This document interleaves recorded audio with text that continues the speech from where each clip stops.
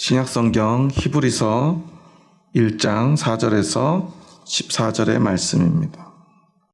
다 같이 한 목소리로 받들어 읽겠습니다. 그가 천사보다 훨씬 뛰어남은 그들보다 더욱 아름다운 이름을 기업으로 얻으심이니 하나님께서 어느 때에 천사 중 누구에게 너는 내 아들이라 오늘 내가 너를 낳았다 하셨으며 또 다시 나는 그에게 아버지가 되고 그는 내게 아들이 되리라 하셨느냐. 또 그가 맏아들을 이끌어 세상에 다시 들어오게 하실 때에 하나님의 모든 천사들은 그에게 경배할지어다 말씀하시며 또 천사들에 관하여는 그는 그의 천사들을 바람으로 그의 사역자들을 불꽃으로 삼으시느니라 하셨으되 아들에 관하여는 하나님이여 주의 보좌는 영영하며 주의 나라의 규는 공평한 규이니이다. 주께서 의를 사랑하시고 불법을 미워하셨으니 그러므로 하나님 곧 주의 하나님이 즐거움의 기름을 주께 부어 주를 동류들보다 뛰어나게 하셨도다 하였고 또 주여 태초에 주께서 땅에 기초를 두셨으며 하늘도 주의 손으로 지으신 바라.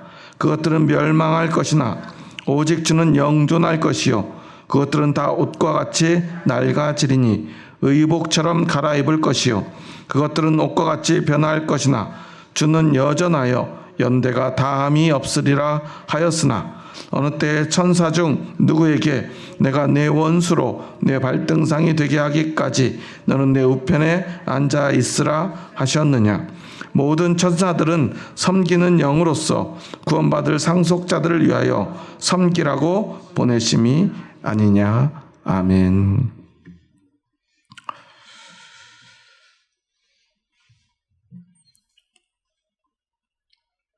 히브리서의 말씀은 히브리인들에게 쓴 편지이고 히브리인들을 위해서 기록된 서신이라고 했습니다. 그래서 히브리인들의 그들의 신앙과 믿음에 있어서 가장 중요한 것들을 들어서 그것과 예수님의 관계 또는 그것들보다 뛰어나신 예수님, 그 이야기를 통해서 예수님은 어떤 분인가를 우리에게 이야기하고자 한다고 그랬습니다. 오늘은 먼저 천사들보다 뛰어난 예수님에 관한 이야기를 해요. 여러분은 예수님이 천사보다 뛰어난다고 믿으십니까? 정말 믿으시나요? 교회 안 다니는 사람들한테 한번 이야기를 해보면, 그리고 이야기하지 않아도 만약에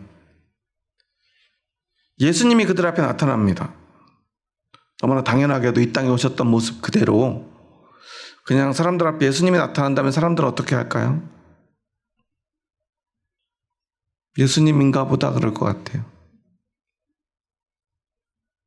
그런데 날개 달린 천사가 나타나요. 어떻게 할 것 같으세요? 그냥 천사를 보기만 해도 사람들은 아마 좋아하거나 두려워하거나 뭔가 깜짝 놀랄 것 같아요. 좋든 무섭든. 그렇지 않습니까? 그런데 우리만 그런 게 아니라 이 유대인들, 히브리인들은요, 그게 아주 심했던 것 같아요. 그들에게 천사는 우리들의 생각과는 조금 다른데요. 유대인들에게 천사는 아주 더 특별한 존재예요. 우리가 보통 생각하는 천사의 이미지는 뭐죠? 우리가 너무 이게 TV나 영화나 어떤 책을 통해서 천사의 이미지는 다 이렇게 굳어져 있죠. 독일의 한 자동차 메이커에 보면은 그 헤드라이트 모양이 동그란 원이 이렇게 2개씩 있잖아요. 그걸 뭐라고 부르죠? 엔젤링이라고 부르잖아요. 엔젤링. 우리는 천사 머리에 뭐가 있어야 돼요? 엔젤링이 있어야지. 등에는 뭐가 달려야 돼요? 색깔은 어떤 색이죠? 하얀색. 그런데 성경에 있는 이 천사의 그 모습을 보면 날개가 몇 개죠? 날개가 그냥 우리가 생각하는 그 새와 같은 두 날개가 아니죠. 날개를 6개나 달고 다녀요. 뭐 몸을 가리는 날개, 날아다니는 날개, 뭐 이런 날개들을 가지고 있어요. 그리고 이 천사들의 가장 중요한 임무는 뭐냐면 하나님과 우리 사람 사이의 중재자로서 하나님의 어떤 뜻을, 말씀을 우리에게 전하는 존재. 그러니까 어때요? 그 천사는 아주 특별한 존재예요. 하나님은 직접 볼 수 없지만 하나님이 천사를 보내서 우리에게 그 말씀을 들려주는 존재로서 이 천사에 대한 그러한 생각들이 우리들보다는 더 깊고 또한 그 천사를 우러러보는 그 마음들이 그들 안에 자리 잡고 있어요. 우리는 실제로 무슨 천사라는 그런 사상이 별로 없는 사람들인데도 불구하고 뭔가 천사하면 굉장히 그 특별한 존재로 여기고요. 천사는 무조건 나쁜 게 하나도 없는 선하고 좋은 존재로 여기잖아요. 그렇지 않습니까? 천사와 사탄 중에 누구를 만나고 싶냐 그러면 당연하게도 천사를 만나고 싶지 않겠습니까? 꿈속에 천사가 났다고 생각을 해보세요. 그래서 사람들이 그 자동차 번호나 전화번호 중에 제일 선호하는 번호 중에 하나도 몇 번이죠? 1004번. 이런 거 좋아하잖아요. 믿음이 있든 없든 천사는 다 좋아해요. 그런데 히브리인들은요, 유대인들은 특별히 그 천사를 참 좋아했던 것 같아요. 천사를 우러러보고요. 그런데 그럴 수밖에 없는 게 있죠. 천사가 나타나면 뭔가 빛이 비치고요. 그 모습을 그냥 상상만 해도 아름답게 느껴지고요. 그렇지 않습니까? 그리고 만약에 천사가 어떤 말을 나에게 해줬다고 생각해 보세요. 여러분이라면 그 말을 믿겠어요? 안 믿겠어요? 믿지 않겠습니까? 뭔가 진짜 힘이 있어 보이고요. 아름다워 보이고요. 신뢰할 만하고요. 그 음성을 듣는 것만으로도 바로 복권을 사러 가야 될 것 같은 마음이 들어요. 그렇지 않습니까? 이처럼 사람들은요, 보이는 대로, 느끼는 대로, 자신의 생각대로 어떤 대상을 믿으려 합니다. 그러다 보니 이 땅에 아주 볼품없는 가난한 목수의 아들로 태어나서 우리가 똑같은 모습, 그냥 똑같은 모습이 아니에요. 예전에 제가 아는 분이, 얼마 전에 제가 아는 분이 무슨 드라마에서 차은우를 봤대요. 차은우 보셨나요? 가수고 뭐 탤런트도 좀 하고 그러는데 그 친구를 이렇게 드라마에서 봤는데 어떻게 사람이 저렇게 생겼냐라고 그러더라고요. 차은우를 잘 모르시나 본데 한번 찾아보시면 정말 잘생겼어요. 그러니까 차은우 같은 친구들은 잘생긴 게 능력이다라고 말할 정도로 정말 예쁘고 잘생겼어요. 그런 예쁘고 잘생긴 모습을 보니까 그냥 그 얼굴만 이렇게 보고 있어도 기분이 좋대요. 잘생긴 것, 예쁜 것 보면은 기분이 좋잖아요. 그렇게 뭔가 이렇게 똑같은 사람이라도 어떻게 저렇게 예쁘게 생길 수가 있지? 어떻게 저렇게 잘생길 수가 있지? 남자들은 뭐 제일 요즘 좋아하는 아이돌이 누군지 모르겠지만 제가 듣기로는 뭐 장원영 같은 친구가 제일 예쁘다는 얘기를 듣는 것 같은데요. 그런 친구들을 실제로 보면은 막 사람같이 안 느껴진대요. 차은우 같은 친구들을 여자들이 보면 정말 사람이 맞나? 막 이런 생각이 드나 봐요. 그런데 예수님은 장원영이나 차은우처럼 생긴 모습으로 이 땅에 오시지 않았어요. 예수님은 키가 한 몇 센치 정도 되셨을까요? 우리가 보통 달력이나 이런 데 보는 예수님의 모습은 어떻죠? 키가 한 188쯤 되고 금발 머리가 쫙 휘날리고 피부색은 어때요? 막 빛이 날 정도로 하얗고 콧대는 어때요? 진짜 베일 것처럼 날카롭고 눈매도 참 그렇게 선하고 서글서글하고. 근데 사실 2000년 전 이 베들레헴에서 태어나는 사람들은요 그렇게 생긴 사람이 하나도 없어요. 대부분 피부는 어때요? 까무잡잡하고 머리카락은 까맣고 키는 평균 키가 한 160 정도 돼요. 저보다도 작아요. 그래서 예수님의 실제 모습을 혹시 재현한다고 했을 때 평범한 목수의 그 유대 지역에 태어난 이 유대인의 평균적인 얼굴을 상정했을 때 까마잡잡하고 키도 작고 통통하고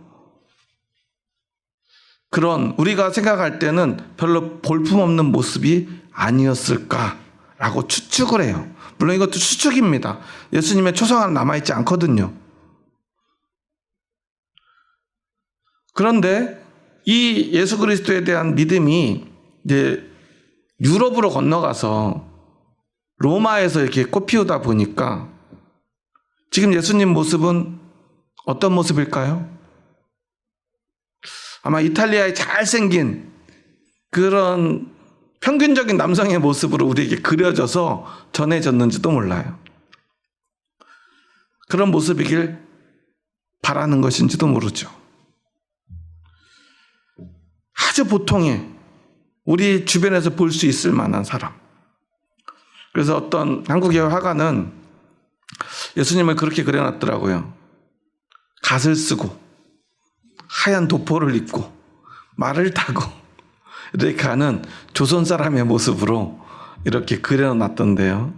만약에 복음이 처음 우리 한국에 먼저 전해져 가지고 세계로 많이 퍼져갔다면 예수님은 어쩌면 그런 모습으로 전해졌을지도 모르겠다라는 이야기예요. 그러니까 예수님의 모습은 어떻습니까? 아주 평범하고 우리 일상에서 늘 보던 모습, 그 모습 그대로 이 땅에 오셨다는 사실이에요. 그런 사람들을 우리가 볼 때는 그냥 보고 우리가 똑같은 사람이네 라고 스쳐 지나갈 수밖에 없다는 거죠. 그런 예수님을 이 초대교인들, 사도들은 전해야 합니다. 그런데 오늘 히브리서 저자는 예수님은 너희들이 상상하는 가장 아름다운 그 천사보다 더 아름다우신 분이야. 오늘 4절 말씀, 5절 말씀 우리 한번 다시 한번 읽어볼까요? 그가 천사보다 훨씬 뛰어남은 그들보다 더욱 아름다운 이름을 기업으로 얻으심이니 하나님께서 어느 때에 천사 중 누구에게 너는 내 아들이라 오늘 내가 너를 낳았다 하셨으며 또다시 나는 그에게 아버지가 되고 그는 내게 아들이 되리라 하셨느냐. 예수님은 천사보다 아름다운 이름을 가지신 분. 어떤 이름이죠? 하나님의 아들이라는 이름. 오늘 이 1장 4절부터 13절까지에 보면 특별한 예수님은 어떤 분인가에 대한 5가지 이야기가 나와요. 오늘 4절 5절에는 하나님의 참 아들인 예수님, 그리고 그것을 천사와 비교해서 천사보다 아름다운 이름을 가지신 예수님, 이렇게 이야기를 해요. 왜냐하면 천사라는 이름 자체가 아름답기 때문이에요. 그들에게 가장 아름다운 이름으로 인식되었기 때문에. 비록 예수님은 가난한 목수의 아들로 태어나서 우리가 똑같은 가난한 모습, 볼품없는 모습으로 살아가셨고 결국 억울하지만 십자가에 달려 처참히 죽으셨지만 그는 사흘 만에 부활하셨고 무엇보다 그는 하나님의 아들이셨다. 천사가 아무리 아름다운 이름이라 할지라도 하나님의 아들이라는 이름과는 비교할 수 없다라는 이야기를 하고 있는 거예요. 그리고 이제 6절과 7절에서는요. 한번 6절 7절 말씀 다시 한번 읽어볼까요? 또 그가 맏아들을 이끌어 세상에 다시 들어오게 하실 때 하나님의 모든 천사들은 그에게 경배할지어다 말씀하시며 또 천사들에 관하여는 그는 그의 천사들을 바람으로 그의 사역자들을 불꽃으로 삼으시느니라 하셨으되. 6절 7절에서는요. 천사가 오히려 경배하고 섬겨야 될 위대하신 존재로, 천사는 그가 그냥 바람으로 데리고 다니고 나를 수종들라고 그저 쓰는, 마치 천사는 예수님의 종 같은 존재들이야. 예수님 앞에서는 아무것도 아니야. 그들은 그냥 예수님 발밑에서 예수님 수종드는 존재밖에 되지 않아 라고 말하고 있어요.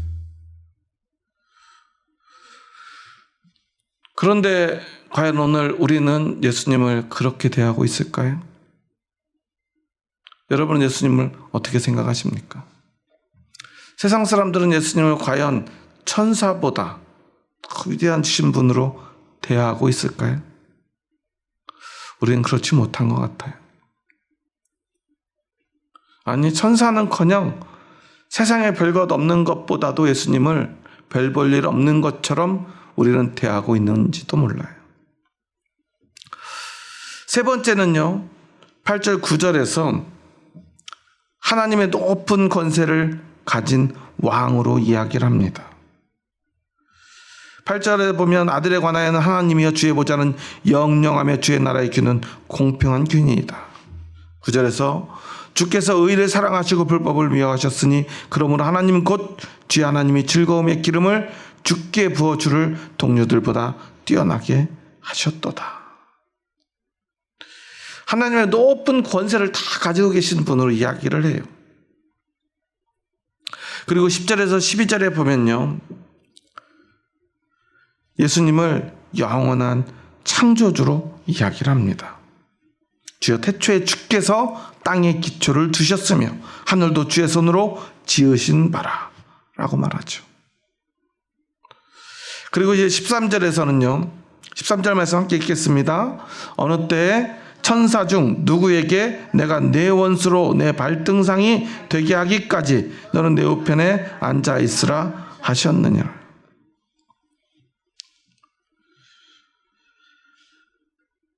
모든 원수를 물리치고 하나님의 우편에 앉아서 세상을 심판할 심판의 주인이시다라고 고백을 해요. 그러니 우리가 그토록 섬기는 천사와는 비교할 수도 없는 분이라는 거예요. 그리고 이제 14절 마지막에 천사들이라고 하는 존재의 의미가 무엇인가를 우리에게 분명히 이야기합니다. 마지막으로 14절 말씀 함께 읽습니다. 천사는 모든 천사들은 섬기는 영으로서 구원받을 상속자들을 위하여 섬기라고 보내심이 아니냐. 천사는 무슨 영이라고요? 섬기는 영. 누구를 섬겨요? 구원받을 상속자들이 누굽니까? 그리스도인들이죠. 천사는 예수님을 섬기는 건 너무나 당연하고 심지어 우리를 섬기기 위해서 지어진 존재들일 뿐이야. 천사는 우리보다 높고 심지어 하나님 같은 존재라고 여겨지는데 예수님의 발 앞에서 무릎 꿇고 예수님을 수종드는 자들이고 이제 앞으로 우리가 구원받으면 우리들을 섬기는 존재로 그들은 지음받는, 오히려 그들은 섬기는 영일 뿐이야 라고 고백합니다. 그런데도 수많은 유대인들은 어때요? 예수님을 하찮게 여깁니다. 무시하고요, 멸시하고요, 오히려 예수 그리스도를 믿는 자들을 죽이려 합니다. 그리고 심지어는 예수님을 믿는 이 유대인들 중에는요, 천사를 예수님보다 더 위대한 존재로 인식하는 사람들도 있었다는 거예요. 그런데 그 천사가 예수님 앞에서 얼마나 아무것도 아닌지, 예수님을 믿는 우리들이 그 천사들을 볼 때 그들은 위대한 존재가 아니라 우리를 섬기는 영일 뿐이라고 이야기를 합니다. 이 고백이 왜 중요한가를 우리는 생각해 볼 필요가 있어요. 이번 주에 뉴스를 보는데요, 지금은 이제 야당이 됐는데 과거에 여당 당대표였던 사람이, 검사 출신인 사람이 통일교 지금 2대 교주인 한학자, 이번에 지난번 뉴스에 보니까 통일교 신자들이 티를 입고 있는데 홀리 마더 한 성모라고 하던데요. 한학자에게 가서 엎드려 절을 했대요. 그리고 이만한 쇼핑백에 돈을 가득 담아서 받아왔대요. 이제 다른 사람이 이야기한 게 아니라 이제 통일교에서 이제 한학자의 오른팔로 여겨지는 윤모 씨가 검찰에 진술한 내용이래요. 뉴스에 나왔는데, 이제 그 사람 말로는 한학자에게 절을 하고 큰 거 한 장을 받아왔다. 큰 거 한 장 얼마죠? 그러니까 이제 1억을 받았다, 이렇게 뉴스에 나오니까 이제 평론가가 그런 얘기를 하더라고요. 참 기사를 쓰는 사람들은 우리가 생각할 때는 큰 거 한 장이 1억이지만 생각을 해보라고. 여당의 당대표 정도 되는 사람이 가서 절을 하고 받아오는데 1억을 받아왔겠냐고. 그리고 통일교가 일본에서 이 정치인들한테 한 당의 권력을 가지고 있는 여당의 국회의원들에게 돈을 뿌렸는데 몇 명한테 돈을 줬냐면요, 170명이 넘는 사람한테 돈을 줬어요. 뭐 10,000원씩 줬겠습니까? 10만 원 봉투 넣어줬겠어요? 1인당 1억씩만 줬어도 170억이 넘게 줬을 것이고요.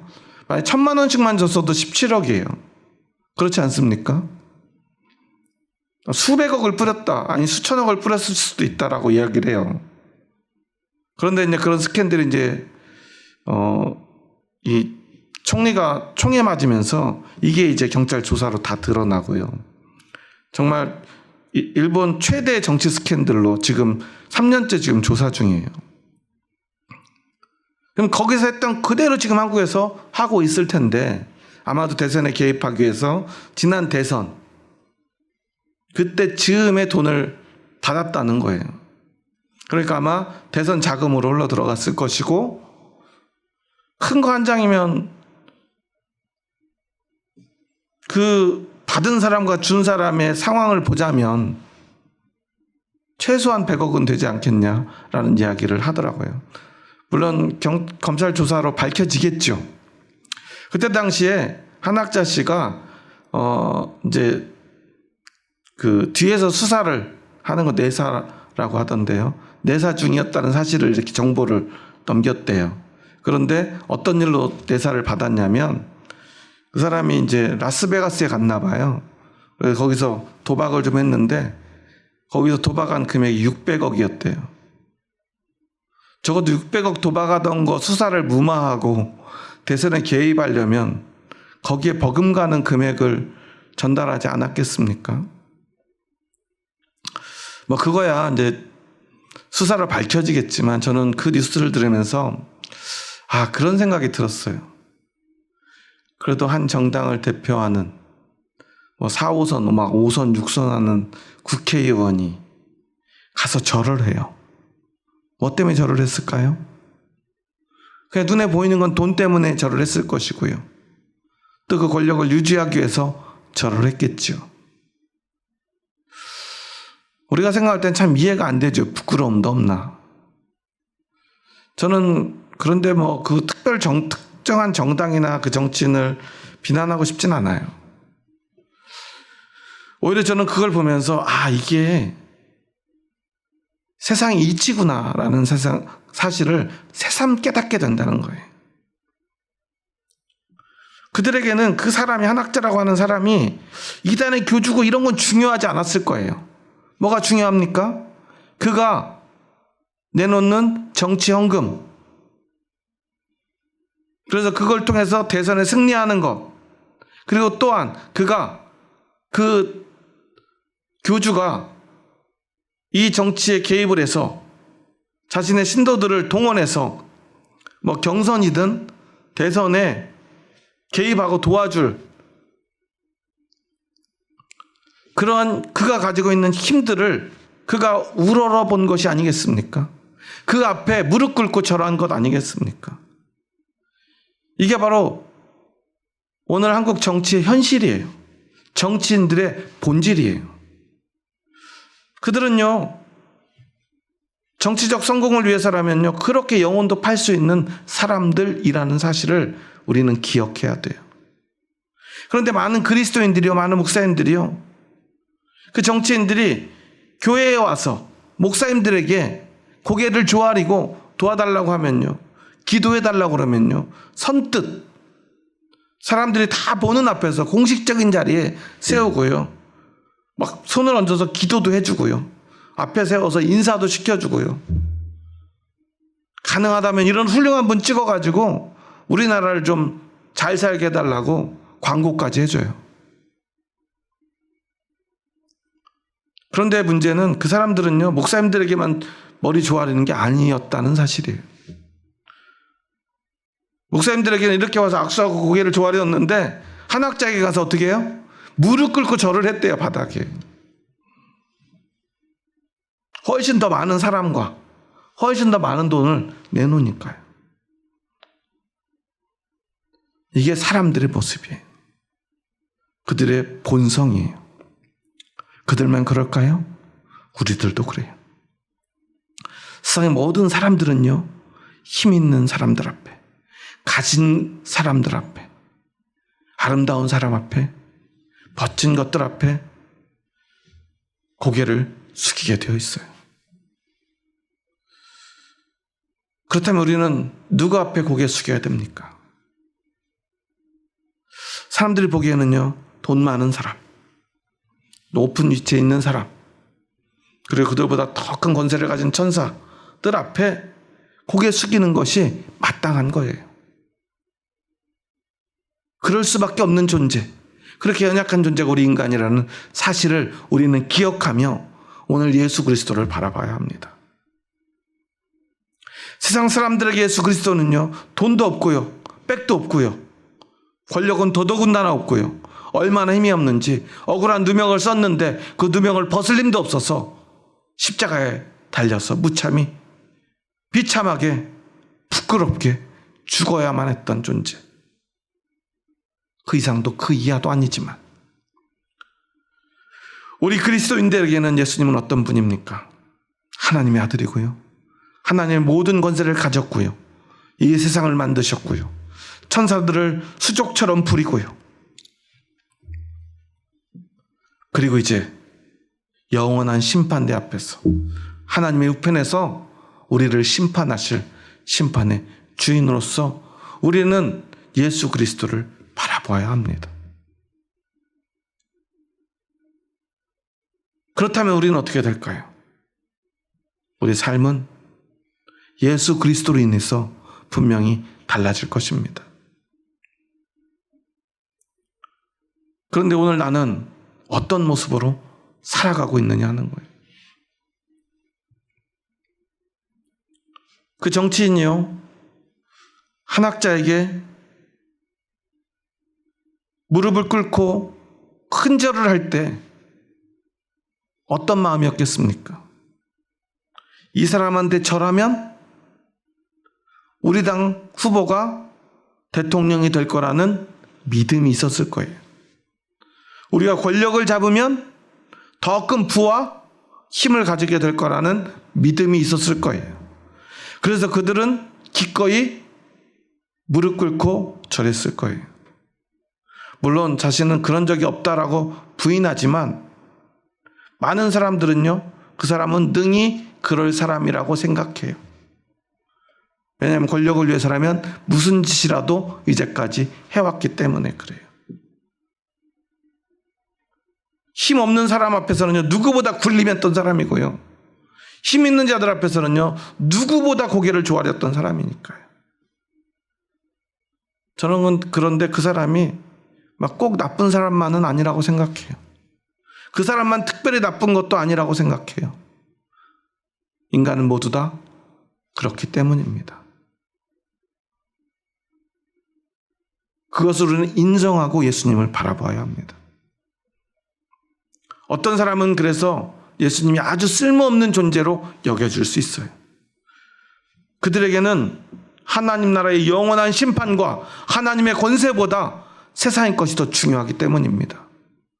하지만 우리는 다르지 않습니까? 우리는 그거보다, 세상의 권세보다, 세상의 성공과 부보다 하나님 나라의 권세가, 영원한 하나님의 나라가, 하나님의 심판이 더 두렵고 크기 때문입니다. 그래서 우리에게는요, 십자가에 달린 예수님이 가장 아름답습니다. 가장 힘이 있습니다. 가장 멋지고 가장 아름답습니다. 그래서 우리는 예수님께 무릎 꿇는 것입니다. 예수님께 고개를 숙입니다. 예수님께 나의 전부를 드립니다. 그것이 믿음입니다. 그런데 오늘 너무나 많은 그리스도인들이요, 예수님을 부끄러워합니다. 예수님을 믿는 자신을 드러내지 못합니다. 세상의 돈과 권력 앞에 비굴해지기 시작했습니다. 왜 그럴까요? 단순하게 어떻게 그리스도인이 예수님보다 세상을, 회사를, 세상의 권력을, 세상의 돈을 더 귀하게 여길까? 그래서 안 된다라고 그냥 쉽게 말할 것이 아니라 그 이유가 무엇인지를 우리는 생각해 보아야 돼요.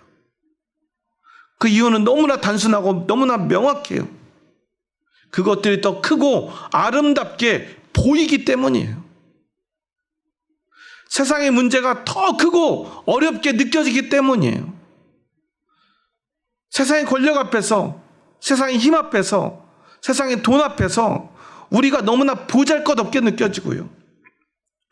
나에게 마치 아무것도 안 해주시고 오늘도 지금도 십자가에 달려있는 것처럼 나에게 아무 도움도 되지 않는 것 같은 예수님의 모습이 너무나 부끄럽게 느껴지기 때문이에요. 그러면 어쩔 수가 없지 않겠습니까? 그렇지 않습니까? 오늘 우리 헌정 역사상 처음으로 대통령의 부인이었던 사람이, 전 영부인이 피의자로 이제 검찰 소환을 받고 조사를 받으러 검찰에 출두했는데요. 물론 이제까지 검찰에 출두한 영부인들은 많았어요. 그건 다 참고인이었죠. 본인이 직접 피의자였던 건 처음이래요.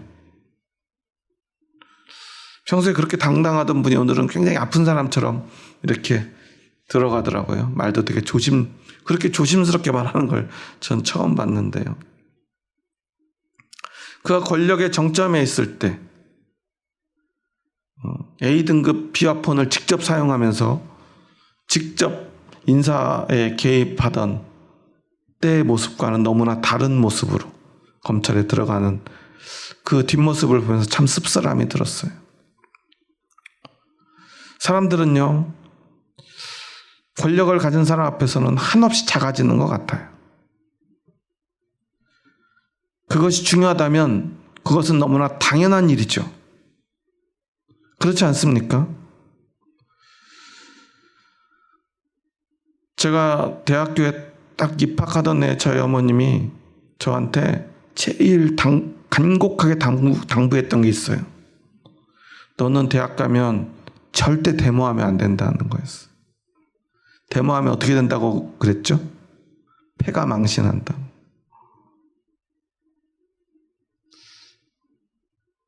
그래서 항상 그 집회가 있을 때마다 참 갈등을 했었던 것 같아요. 그래서 제 어머니의 당부 때문에 저는 자꾸 선배들이 앞에 서서 또 목소리 크니까 이거 외치라고 가르치고 제가 이거 손 대면서 그거 참 잘했거든요. 그런데 항상 마지막에 제가 앞에 서지 못했었어요. 어떤 한편으로는 참 부끄러웠고요. 한편으로는 참 갈등이 됐었어요. 왜냐하면 분명히 사회가 세상이 제가 아직 대학을 다니던 시절에 이제 군부 독재 마지막 시절을 보냈기 때문에요. 세상의 부조리 앞에 당연히 싸워야 된다고 생각했지만 어머니의 그 당부가 늘 그 발목을 잡았었어요. 그리고 이제 저하고 안 맞는 부분이 있어서 결국은 제가 이제 그 집회에서 완전히 나왔지만 또 한편으로는 대한민국에 사는 청년으로서 참 부끄러운 마음도 있었죠. 그런데 부모님들이 그렇게 패가 망신한다 그런 얘기를 한 이유가 있었죠. 뭐냐면 한번 그런 일들을 하고 나면 평생 꼬리표처럼 예전에는 쉽게 그냥 빨갱이 이런 말들을 그냥 꼬리표처럼 붙여놓던 시절이었어요. 그럼 아무것도 할 수 없는, 취직도 하기 어렵고요. 무슨 일을 해도 형사들이 쫓아다니는 그런 삶을 살아야 되는 그런 상황이 있지 않았습니까? 세상에 살기 막막한 그런 일들을 겪어야 되니까 그것이 두려운 부모님들은 늘 자녀들이 대학에 가면 데모하지 말라는 말들을 참 많이 했었어요. 왜냐하면 세상의 정의도 중요하지만 그래도 살아야 되니까. 이게 평생 사람답게 살 수 없는 그런 일이 벌어질지도 모른다고 자녀들에 대한 걱정으로 그러한 이야기들을 부모님들이 참 많이도 했었죠. 세상에 산다는 것은요 참 어려운 일이에요. 세상의 부조리와 싸운다는 이유로 낙인이 찍히고 평생을 고통스럽게 가난하게 살아가야 되는 경우도 너무나 많고요. 아프리카의 나중엔 대통령이 됐지만 어떤 사람은 수십 년을 감옥에 갇혀서 지내야 했어요. 결과적으로 그것 때문에 대통령이 되었으니까 괜찮지 않겠냐라고 말하는 사람도 있지만요. 과연 본인한테 그런 삶을 살 수 있겠냐고 물어본다면 저라면 못할 것 같아요. 얼마나 힘들고 괴로운 일입니까?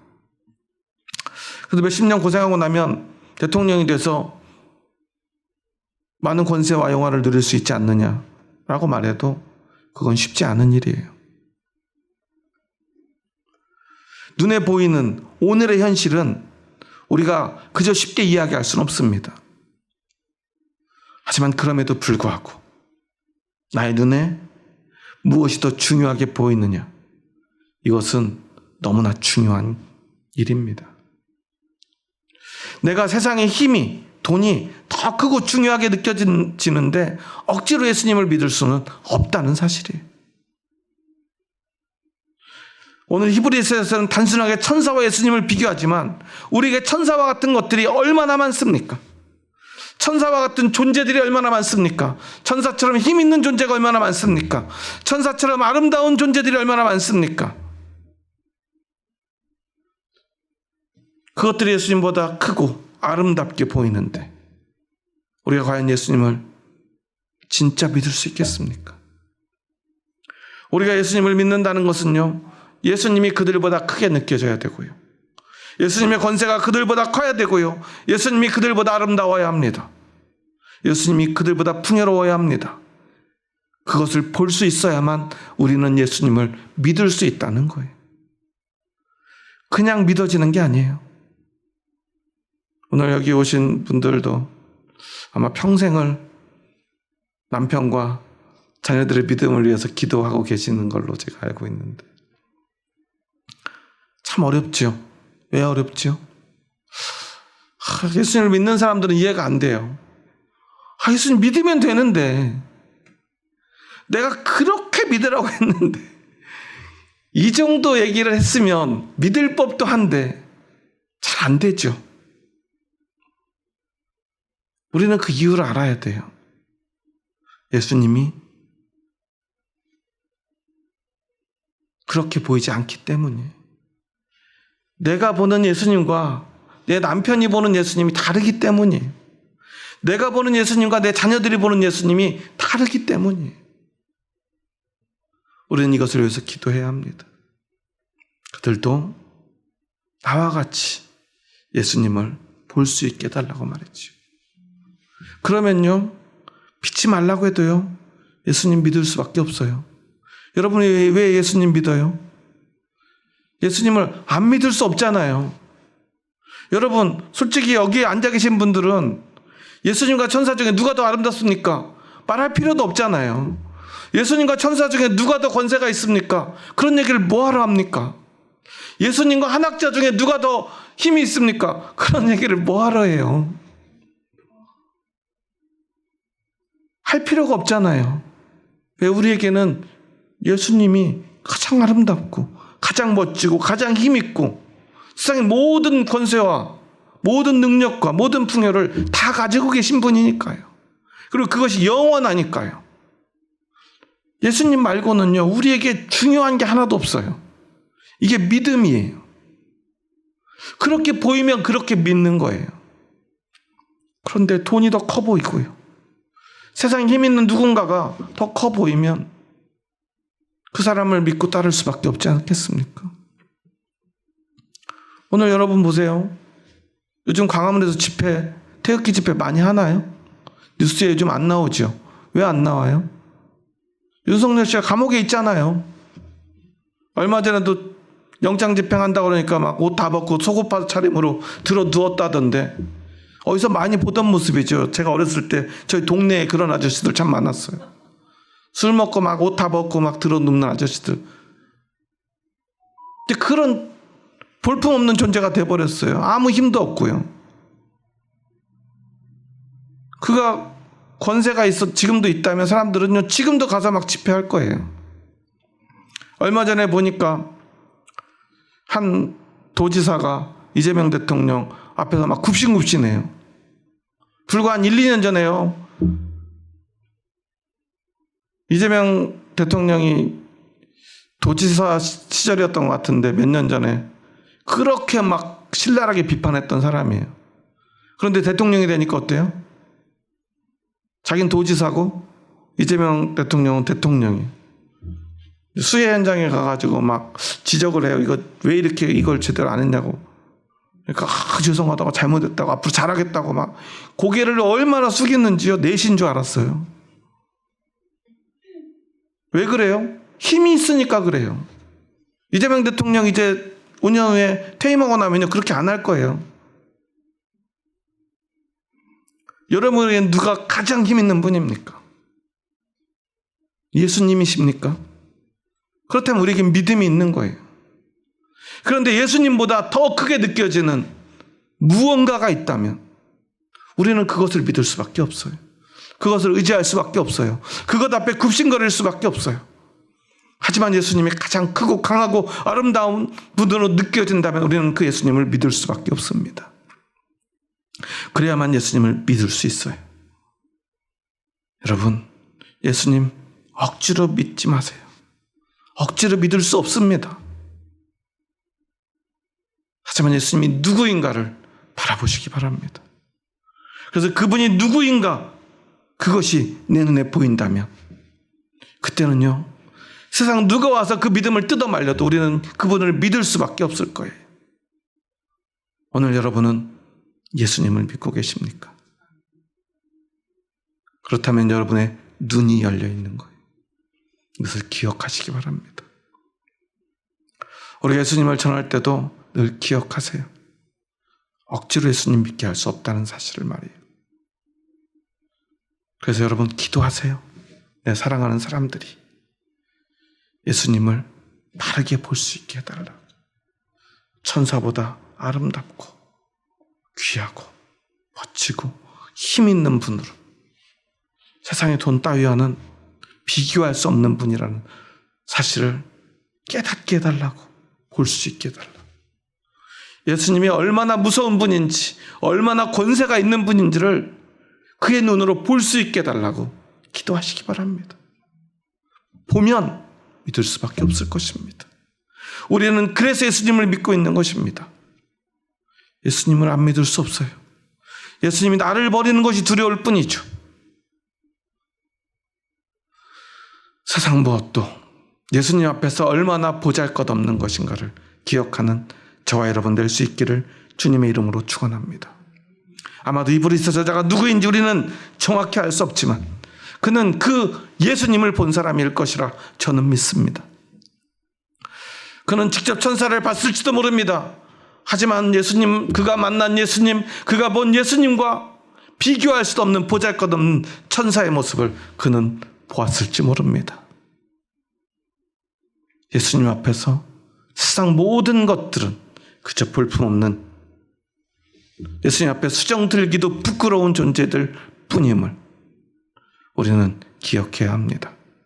그것을 기억할 수만 있다면 우리는 영원토록 예수님만 믿고 의지하며 살아갈 수 있게 될 것입니다.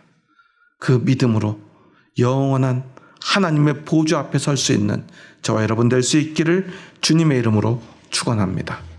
기도하시겠습니다. 하나님 감사합니다. 저희 부족하고 연약한 자들 사랑하셔서 저희들을 주님의 뜻 가운데 세우시고 오늘 천사보다 아름답고 귀하며 세상의 모든 권세 가지신, 그리고 세상을 창조하신 예수 그리스도, 그 힘있고 아름다운 그 모습을 바라보게 하여 주시니 감사합니다. 이제 그 예수님을 볼 수 있게 하셔서 그 예수님을 믿게 하셨사오니 우리에게 예수 그리스도를 통한 구원이, 영원한 생명이, 영원한 나라가 주어졌음을 기억합니다. 하지만 여전히 세상에는 그런 예수님을 볼 수 없는 사람들이 더 많음을, 심지어 교회에도, 교회를 다니지만 그런 예수님을 볼 수 없는 우리의 가족이, 형제 자매들이, 이웃들이 있습니다. 하나님 그들을 불쌍히 여겨주시고 그들에게도 진짜 예수님을 볼 수 있는 눈을 허락하여 주시옵소서. 그리고 먼저 그런 예수님을 보고 믿은 우리들이 그들에게 그 예수님을 힘있게 전할 수 있는 용기를 허락하여 주시옵소서. 내가 먼저 예수님을 보고 믿을 수 있게 된 오늘의 이 은혜를 기뻐하며 감격하며 감사하며 살아갈 수 있는 저희들 되게 하여 주시옵소서. 이제는 우리 주 예수 그리스도의 은혜와 하나님의 사랑하심과 성령님의 교통하심이 오직 예수 그리스도만 바라보며 예수 그리스도만 믿으며 살아가겠노라 믿음으로 고백하는 이 자리에 머리 숙인 한 영혼 머리 위에 이제로부터 영원토록 함께 하시기를 간절히 축원하옵나이다. 아멘.